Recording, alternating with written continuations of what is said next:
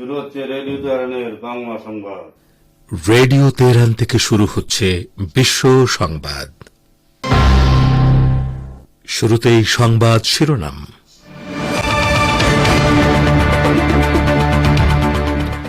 ইরানে পালিত হচ্ছে জেনারেল সোলাইমানির শাহাদাত বার্ষিকী। হুথি নেতা বললেন, ফিলিস্তিনের প্রতি সমর্থনের ক্ষেত্রে অনন্য ভূমিকা পালন করেছেন শহীদ সোলাইমানি। ইহুদিবাদী ইসরায়েলে আবার হাইপারসোনিক ক্ষেপণাস্ত্র হামলা চালিয়েছে ইয়েমেন। গাজায় দখলদার বাহিনীর 4 মেরকাভা ট্যাঙ্ক ধ্বংস করলেন হামাস যোদ্ধারা। বাংলাদেশে 6 থেকে 11 জানুয়ারি পর্যন্ত সারা দেশে ঘোষণাপত্র সপ্তাহ উদযাপনের ঘোষণা দিল বৈষম্য বিরোধী ছাত্র আন্দোলন ও জাতীয় নাগরিক কমিটি। এবং ইরান ও ভারতের মধ্যকার সম্পর্ককে ঐতিহ্যগত ও ঐতিহাসিক বললেন নয়াদিল্লি সফররত ইরানের উপপররাষ্ট্রমন্ত্রী মজিদ তাখতে রাভানশি।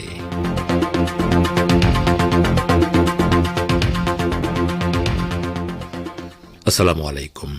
এতক্ষণ গুরুত্বপূর্ণ সংবাদ শিরোনাম শুনলেন। এবারে বিস্তারিত বিশ্ব সংবাদে আপনাদের স্বাগত জানাচ্ছি। আমি গাজী আব্দুর রশিদ। আন্তর্জাতিক সন্ত্রাসবাদ বিরোধী আন্দোলনের মহানায়ক ইরানি জেনারেল কাসিম সোলাইমানি এবং ইরাকি কমান্ডার আবু মাহদি আল মোহান্দিসের শাহাদাতের পঞ্চম বার্ষিকী উপলক্ষে এখন বিভিন্ন কর্মসূচি পালিত হচ্ছে।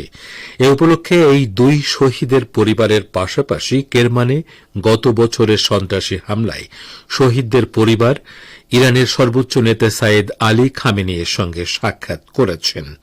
এ সময় তিনি কাসেম সোলাইমানির ব্যক্তিত্ব এবং আচরণগত বৈশিষ্ট্য তুলে ধরে বলেন, সোলাইমানির এই বৈশিষ্ট্যগুলো থেকে শিক্ষা গ্রহণ করে তাঁর আদর্শ তথা মূল লক্ষ্যের দিকে অর্থাৎ ইসলাম ও কুরআনকে বাস্তবায়নের পথে এগোতে হবে। 2000 সালের দিকে আফগানিস্তান ও ইরাকের মার্কিন যুক্তরাষ্ট্রের অপকর্মের কথা তুলে ধরে সর্বোচ্চ নেতা বলেন, এই দুই দেশের উপর মার্কিন দখলদারিত্বের মূল লক্ষ্য ছিল ইরানকে ঘিরে ফেলা। কিন্তু জেনারেল সোলাইমানি আমেরিকার বাহ্যিক হামবড়া ভাবকে ভয় না পেয়ে ময়দানে অবতীর্ণ হন এবং শেষ পর্যন্ত দখলদারিত্বের অবসানের মধ্য দিয়ে আমেরিকার পরাজয় ঘটে ও ষড়যন্ত্র নস্যাৎ হয়ে যায়। ইয়েমেনের হুথি আনসারুল্লাহ আন্দোলনের নেতা আব্দুল মালিক আল হুথি বলেছেন, ফিলিস্তিনি জনগণ ও মুজাহিদদের প্রতি সমর্থন জানানোর ক্ষেত্রে শহীদ জেনারেল কাসেম সোলাইমানি অত্যন্ত গুরুত্বপূর্ণ ভূমিকা পালন করেছেন। তিনি শুক্রবার জেনারেল সোলাইমানির পঞ্চম শাহাদাত বার্ষিকী উপলক্ষে দেয়া এক ভাষণে এ মন্তব্য করেন। আল হুথি বলেন, ইহুদিবাদী ইসরায়েল বিরোধী যুদ্ধকে এক ধাপ এগিয়ে দিয়ে গেছেন জেনারেল সোলাইমানি। 2020 সালের 3 জানুয়ারি ইরাকের রাজধানী বাগদাদের আন্তর্জাতিক বিমানবন্দরের কাছে সন্ত্রাসী মার্কিন বাহিনীর এক ড্রোন হামলায় জেনারেল সোলাইমানি শাহাদাত বরণ করেন। তিনি ইসরায়েল বিরোধী প্রতিরোধ অক্ষের কাজ সমন্বয় করতে সিরিয়া সফর শেষে ইরাকের রাজধানী বাগদাদে পৌঁছার পরপরই তার উপর হামলা চালানো হয়। উত্তর গাজার কামাল আদওয়ান হাসপাতালে সম্পূর্ণ ধ্বংস করে ফেলার তীব্র নিন্দা জানিয়ে হুথি নেতা তাঁর ভাষণে বলেন, ইহুদিবাদী বাহিনী বিশাল হাসপাতালটি সম্পূর্ণ ভস্মীভূত করেছে এবং এটি ছিল গাজায় তাদের ভয়াবহতম অপরাধ। ইয়েমেনের সশস্ত্র বাহিনী ইহুদিবাদী ইসরায়েলের রাজধানী তেলাবিবের নিকটবর্তী ইয়াফা শহরে আবার ক্ষেপণাস্ত্র ড্রোন হামলা চালিয়েছে। ওই বাহিনী শুক্রবার এক বিবৃতিতে এ তথ্য জানিয়ে বলেছে, ইসরায়েলের ইয়াফা এলাকায় অবস্থিত একটি বিদ্যুৎ উৎপাদন কেন্দ্রে ফিলিস্তিন 2 হাইপারসনিক ক্ষেপণাস্ত্র দিয়ে হামলা চালানো হয়েছে। ক্ষেপণাস্ত্রটি সফলভাবে লক্ষ্যবস্তুতে আঘাত এনেছে বলে বিবৃতিতে জানানো হয়েছে। এতে আরও বলা হয়েছে, ইয়েমেনের সশস্ত্র বাহিনীর ড্রোন ফোর্সও ইসরায়েলের ইয়াফা শহরের একটি সামরিক অবস্থানে ইয়াফা নামক ড্রোন ব্যবহার করে হামলা চালিয়েছে। এই হামলাটিও সফল হয়েছে বলে বিবৃতিতে উল্লেখ করা হয়েছে। ইয়েমেনের সশস্ত্র বাহিনী বলেছে, গাজা উপত্যকায় ইহুদিবাদী ইসরায়েলের ভয়াবহ গণহত্যার প্রতিবাদে এবং ইসরায়েল বিরোধী লড়াইয়ে অংশগ্রহণকারী ফিলিস্তিনি বীর মুজাহিদদের মনোবল চাঙ্গা করতে এ হামলা চালানো হয়েছে। গাজাবাসীর প্রতি সংহতি জানিয়ে গত বছরের অক্টোবরে ইয়েমেন থেকে যে জিহাদের সূচনা হয়েছিল, বর্তমানে তার পঞ্চম পর্যায়ে চলছে বলে বিবৃতিতে জানানো হয়েছে। ফিলিস্তিনের ইসলামী প্রতিরোধ আন্দোলন হামাসের সামরিক শাখা ইজ্জাদ্দিন আল কাসাম ব্রিগেড বলেছে, গাজায় ইসরায়েলি বাহিনীর বিরুদ্ধে তাদের সর্বশেষ অভিযানে 4টি মেরকাভা ট্যাঙ্ক ধ্বংস হয়েছে। আল কাসাম ব্রিগেড আজ ভোরে ঘোষণা দিয়ে জানিয়েছে, জাবালিয়া শহরের পূর্ব অংশে শক্তিশালী বোমা বিস্ফোরণের সাহায্যে 4টি ট্যাঙ্ক ধ্বংস করা হয়েছে। এছাড়া তারা জাবালিয়া শরণার্থী শিবিরের পশ্চিমে ইসরায়েলের একটি সাঁজোয়া যানকে ধ্বংস করতে সক্ষম হয়েছেন। ট্যাঙ্ক বিধ্বংসী একটি ক্ষেপণাস্ত্রের সাহায্যে ওই সাঁজোয়া যানটি ধ্বংস করা হয়। জাবালিয়া শহর এবং জাবালিয়া শরণার্থী শিবির গাজা উপত্যকার উত্তরে অবস্থিত। এদিকে আল কাসাম ব্রিগেড আরেক বিবৃতিতে জানিয়েছে, তাদের যোদ্ধারা কিউ-18 ক্ষেপণাস্ত্র দিয়ে দখলদার ইসরায়েলের নেটিভহুড শহরে আঘাত হেনেছে। আপনারা বিশ্ব সংবাদ শুনছেন রেডিও তেহরান থেকে, আর প্রচারিত হচ্ছে বাংলাদেশ ও ভারতে শর্টওয়েভ 25 মিটার ব্যান্ডে, এছাড়া বিশ্বজুড়ে ইন্টারনেট ও স্যাটেলাইটে।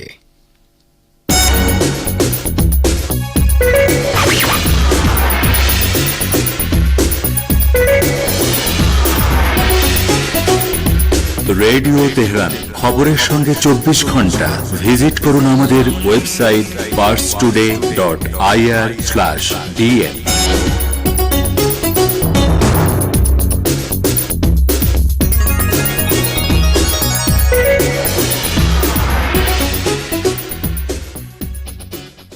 আবারও ফিরে এলাম বিশ্ব সংবাদে। বাংলাদেশের বৈষম্য বিরোধী ছাত্র আন্দোলন ও জাতীয় নাগরিক কমিটি 6 থেকে 11 জানুয়ারি পর্যন্ত সারা দেশে ঘোষণাপত্র সপ্তাহ উদযাপনের ঘোষণা দিয়েছে। জুলাই বিপ্লবের ঘোষণাপত্র প্রকাশে গত 31 ডিসেম্বর কেন্দ্রীয় শহীদ মিনারের সমাবেশ থেকে অন্তর্বর্তী সরকারকে 15 জানুয়ারি পর্যন্ত সময় বেঁধে দিয়েছিল বৈষম্য বিরোধী ছাত্র আন্দোলন ও জাতীয় নাগরিক কমিটি। সমাবেশের 4 দিন পার হলেও সরকারের পক্ষ থেকে ঘোষণাপত্রের বিষয়ে দৃশ্যমান কোনো উদ্যোগ নেওয়া হয়নি বলে সমালোচনা করেছেন তারা। আজ দুপুরে রাজধানীর বাংলা মোটরে বৈষম্য বিরোধী ছাত্র আন্দোলনের কেন্দ্রীয় কার্যালয়ে যৌথ সংবাদ সম্মেলন করে এই কর্মসূচির কথা জানিয়েছেন বৈষম্য বিরোধী ছাত্র আন্দোলন ও জাতীয় নাগরিক কমিটির নেতারা। আগামী কয়েকদিনের মধ্যে ঘোষণাপত্রের বিষয়ে সরকার দৃশ্যমান কার্যকর উদ্যোগ না নিলে কঠোর কর্মসূচির হুমকি দিয়েছেন তারা। চীনের তিব্বতে ইয়ারলুং জাংবো বা ব্রহ্মপুত্র নদে বেইজিংয়ের বাঁধ নির্মাণের খবরে উদ্বেগ প্রকাশ করেছে ভারত। ভারতের পররাষ্ট্র মন্ত্রণালয়ের মুখপাত্র রণধীর জয়সওয়াল বলেছেন, এ বিষয়ে ভারতের মতামত ও উদ্বেগের কথা চীনকে জানানো হয়েছে। রণধীর জয়সওয়াল বলেন, অভিন্ন নদীর ক্ষেত্রে ভাটির দেশেরও কিছু অধিকার আছে। রাজনৈতিক ও বিশেষজ্ঞ পর্যায়ে সেই অধিকারের কথা বারবার জানানো হয়েছে। সেই অধিকার ও স্বার্থের বিষয়ে ভারতের পর্যবেক্ষণ জারি আছে। সরকার সেই মতো প্রয়োজনীয় পদক্ষেপও গ্রহণ করবে। চীন কয়েকদিন আগেই ব্রহ্মপুত্র নদীর উপর ভারত সীমান্তের কাছাকাছি তিব্বতে বিশ্বের বৃহত্তম বাঁধ নির্মাণের জন্য $137 বিলিয়ন ব্যয়ের একটি প্রকল্প অনুমোদন দিয়েছে।